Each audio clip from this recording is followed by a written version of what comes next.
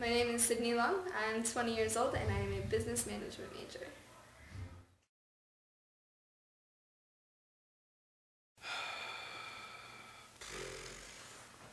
Argumentative, Opinionated. creative, loving. Klutzy, because I am. Very indecisive, I guess, so this is probably not going to turn out like I want it to. And I guess well-humored.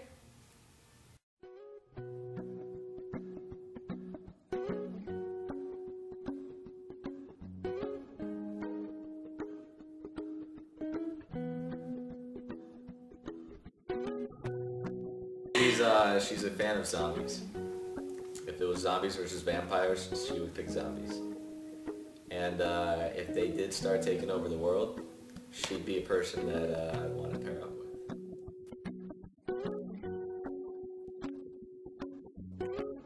I'm a libertarian, and most of us are pretty strict constitutionalists, which means we try not to interpret what the Constitution says too much.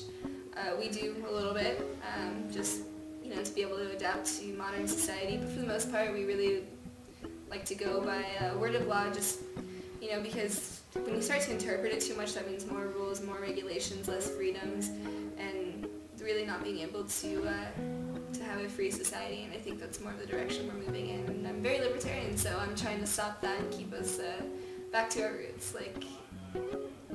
Basically when we started this country, but a little bit more organized, a lot more power to the state.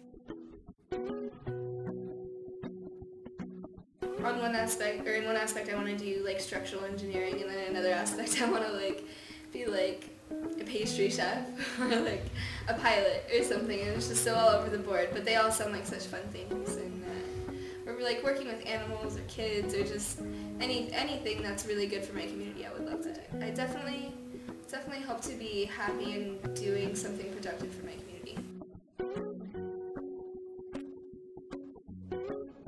Consistent person. I'm pretty well balanced. I don't really get emotionally flustered. I'm very logical. I really see things as a big picture and numbers and facts. I don't really see things I don't know. I take things I guess with a grain of salt until all the parts make sense.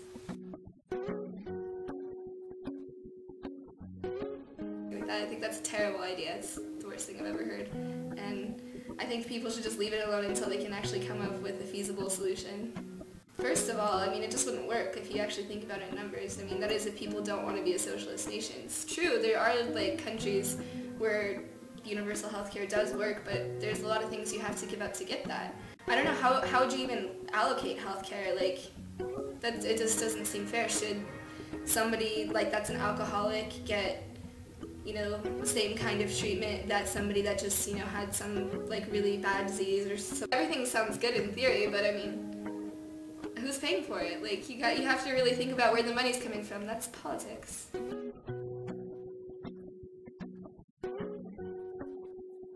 Because most of them have the sense of entitlement, they deserve what's coming to them, or whatever they get, and I don't feel that way. I feel you have to work for your place in life, and I feel like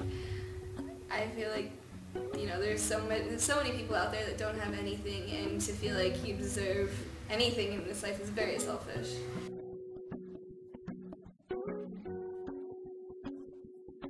I think the most important place to start is with the families.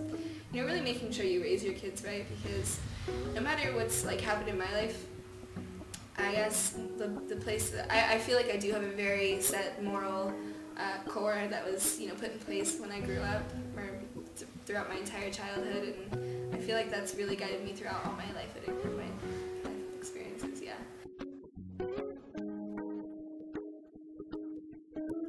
I don't think it really pays attention to its students at all. I think it just pays attention to what it needs to do in numbers, with its budget and everything, and what its requirements, instead of actually meeting student needs. But at least it's cheap, so.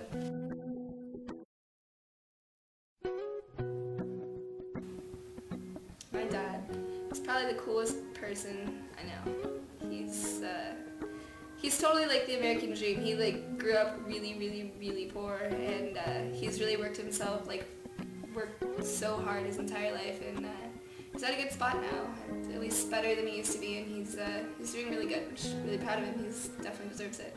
He's one of those people I think about in almost every decision I make. It's like, would I do make him proud? Like if he was in my situation, what would he do? Because he's really hard to live up to because he's really just such a great guy, but at the same time, it's like I really do want to like strive and achieve as much as he has, and even more just to make him like proud, like that. Nothing worth doing ever came easy.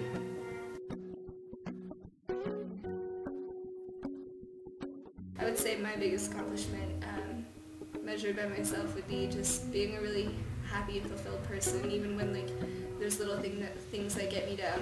I'm really glad that I've learned to adapt to my environment and just really understand that, you know, there's bad that comes with good, but there's always good there. Otherwise, you know, we wouldn't want to be here so much.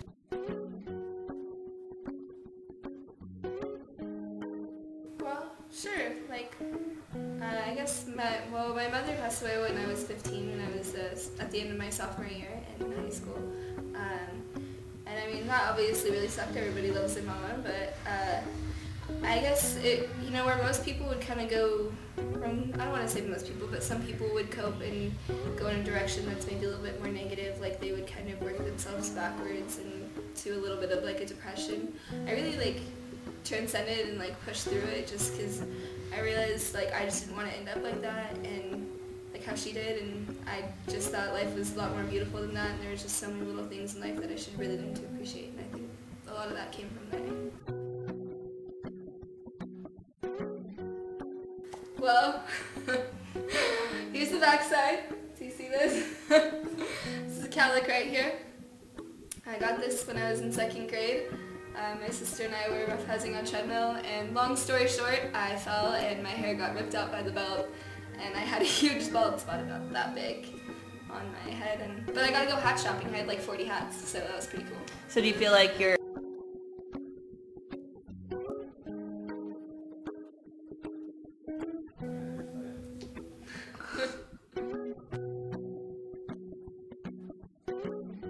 When her sister was arrested, and she called me and was like, "Hey, can you come get Sydney's or Raven's car?"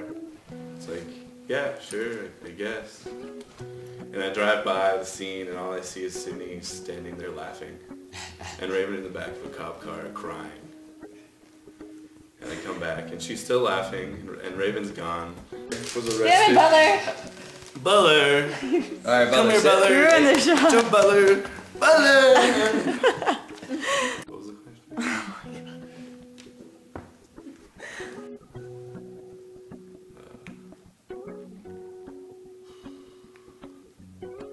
Move yourself. Pacha! Oh my god. Well, it's really cool at night because she opens her window and she flies. Is there anything else you'd like to add? She was a good cook. Why is she a good friend to you, personally? She cooks for me. Damn it, It's Evans. awesome. She's a good friend to me because she listens and doesn't necessarily try to force